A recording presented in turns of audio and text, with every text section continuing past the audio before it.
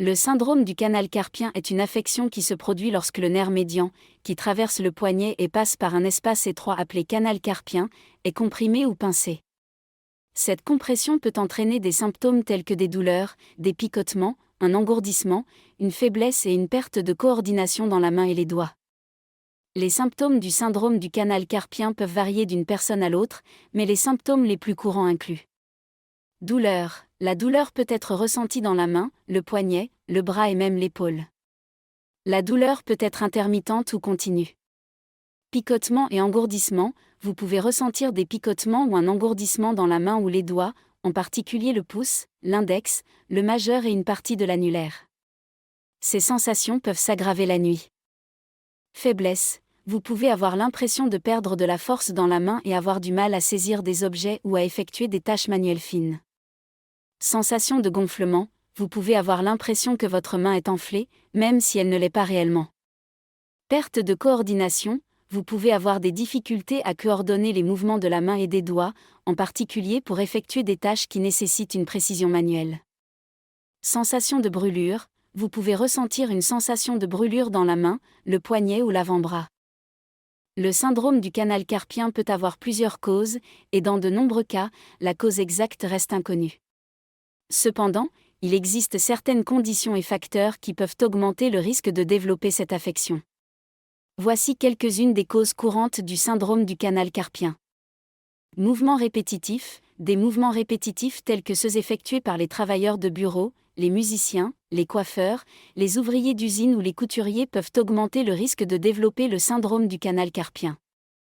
Facteurs anatomiques. Certaines personnes peuvent avoir une forme inhabituelle du canal carpien, qui peut comprimer le nerf médian.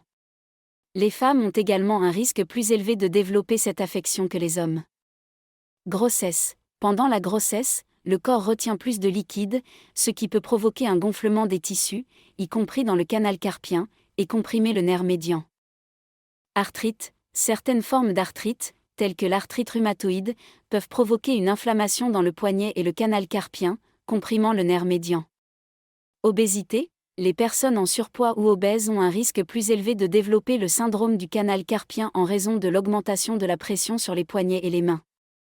D'autres facteurs tels que les blessures au poignet, les infections, les tumeurs, les maladies thyroïdiennes et le diabète peuvent également augmenter le risque de développer le syndrome du canal carpien. Le diagnostic du syndrome du canal carpien commence généralement par un examen physique et une évaluation des antécédents médicaux et professionnels du patient.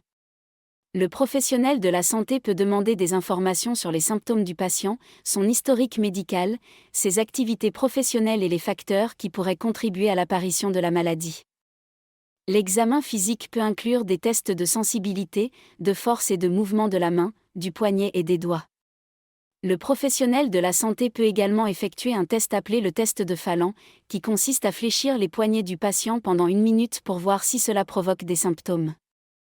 La kinésithérapie peut aider à soulager les douleurs du syndrome du canal carpien en améliorant la circulation sanguine, la flexibilité et la force musculaire dans la zone touchée.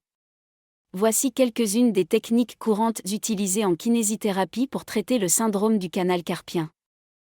Étirement. Les étirements peuvent aider à augmenter la flexibilité des muscles et des tendons du poignet et de la main. Les étirements peuvent être effectués à l'aide d'un élastique, d'une balle ou simplement en étirant les muscles à la main. Exercices de renforcement musculaire. Les exercices de renforcement musculaire peuvent aider à renforcer les muscles de la main et du poignet, ce qui peut réduire la pression sur le nerf médian.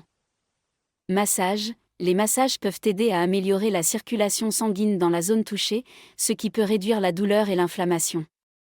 Thérapie manuelle. La thérapie manuelle peut aider à soulager la douleur et l'inflammation en manipulant les muscles et les tissus conjonctifs autour du nerf médian. Utilisation d'orthèses. Les orthèses peuvent aider à soulager la pression sur le nerf médian en immobilisant le poignet et en gardant la main dans une position neutre. Il est important de consulter un kinésithérapeute professionnel pour obtenir un traitement adapté à votre situation particulière. Le traitement de la kinésithérapie peut être utilisé en combinaison avec d'autres traitements, tels que des médicaments anti-inflammatoires et des injections de corticostéroïdes, pour soulager les symptômes du syndrome du canal carpien.